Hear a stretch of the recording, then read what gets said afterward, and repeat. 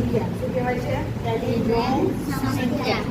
પેલિન્ડ્રોમ સંખ્યા એટલે શું? એનો પહેલા અર્થ સમજાવ્યો કે એવી સંખ્યા કે જેને તમે આગળથી વાંચો, બરાબર છે, કે પાછળથી. દાખલા તરીકે લખી છે કે 121 લખી છે, તમે ડાબેથી વાંચો તો પણ 121 જ વંચાય અને જમણેથી વાંચો તો પણ શું વંચાય? 121. તો આવી સંખ્યાને શું કહેવાય છે?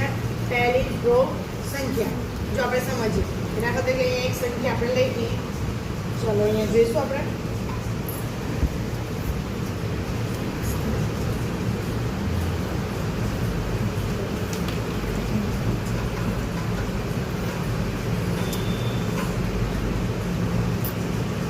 દેખાય?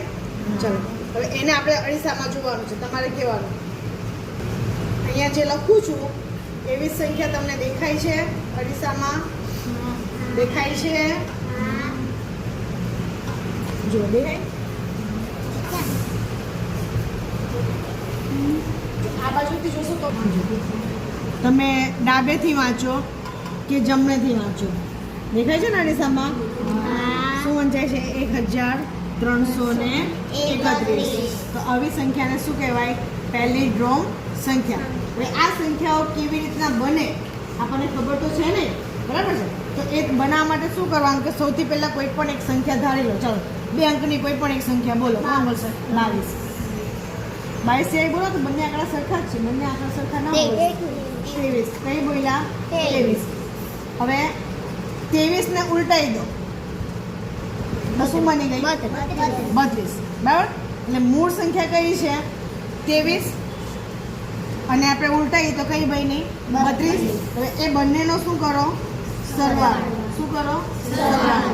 ચાલો એટલે કે 23 વત્તા 32. 3 ને 2 5. 2 ને 3 5. કઈ સંખ્યા મળી? 55. તમે ડાબેથી વાંચો કે જમણેથી વાંચો, બંને સરખી જ વંચાય. ચાલો હજુ એક ઉદાહરણ આપો. 3 અંકની સંખ્યા પણ બોલી શકો છો. બોલો. 445. ચાલો એને હવે આપણે શું કરીશું? બીજું સ્ટેપ ઉલટાઈ દઈએ તો શું થાય? 544. હવે એ બેનો આપણે શું કરીએ? સરવાળો. 544. ચાલો 5 ને 4 9, 4 ને 4 8, 4 ને 5 9. બની ગઈ 989. આ પેલિન્ડ્રોમ સંખ્યા બની ગઈ કે જો તમે ડાબેથી વાંચો કે જમણેથી વાંચો સરખી જ દેખાય ને? ચલો અરીસામાં આપણે જોઈએ. 989 દેખાય છે? દેખાય છે? 989 છોકરાઓ તમને દેખાય છે? બરાબર.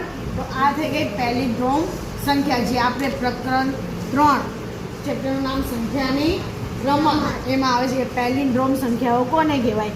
કે એવી સંખ્યાઓ કે જેને તમે ડાબેથી વાંચો કે જમણેથી વાંચો, બંને કેવી વંચાય? સરખી. તો હવે તમારે ઘરે જઈને બનાવવાની. એવી કેટલી સંખ્યા બનાવશો? 5. પહેલા શું કરશો? કોઈ પણ એક સંખ્યા લઈ લેવાની, પછી એને શું કરી દેવાની? ઉલટાઈ કરવાની. પછી બેનો શું કરવાનો? સરવાળો. બરાબર.